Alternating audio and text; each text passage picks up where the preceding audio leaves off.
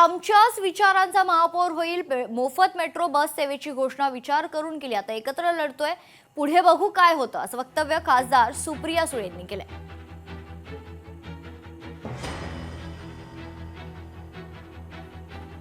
या संदर्भात सुप्रिया सुळे यांच्याशी संवाद साधलाय लोकशाहीचे प्रतिनिधी अमोल धर्माधिकारी यांनी. पाहूया.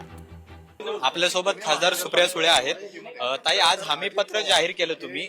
महत्वाचा मुद्दा याच्यामध्ये मेट्रो आणि मोफत बस सेवेचा आहे. तर खरंच ते शक्य आहे का? कारण की महापालिकेला इतकं नुकसान होत आहे, असं असताना हे लिकेजेस जर केले आणि टाइम बाउंड प्रोजेक्ट केले तर हे सगळं करणं शक्य आहे. पण खरंच प्रत्यक्षात उतरू शकतं हे? कारण की उतरू शकतं. दिल्लीत करून दाखवलंय ना. लाडक्या बहीण योजना आणली, याच्यावर पण तुम्ही सातत्याने टीका केलेली होती की राज्य सरकारवर याचा आर्थिक बोजा पडतोय. आता पुणे महानगरपालिकेवर याचा बोजा पडणार नाही असं वाटतं? नाही, याचं कॉस्ट मॉडेलच वेगळं आहे ना.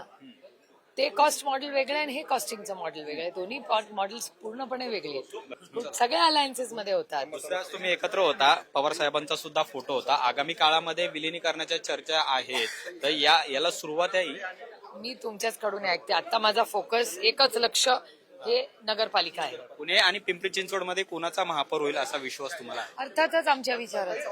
राष्ट्रवादी काँग्रेस पक्ष. हो, अर्थातच. जिल्हा परिषदेच्या निवडणुका आहेत आगामी काळामध्ये, तिथे सुद्धा तुम्ही एकत्र राहणार आहात? पहिली तर एक तर आधी लग्न कोंडाण्याचा पहिला तर पेपर उद्या, तिसऱ्या पेपरचा अभ्यास पहिल्या पेपरवर जास्त करायचा. खूप खूप धन्यवाद ताई आमच्याशी बोलल्याबद्दल. कॅमेरामन तुषार नानवरसह अमोल धर्माधिकारी, लोकशाही मराठी, पुणे.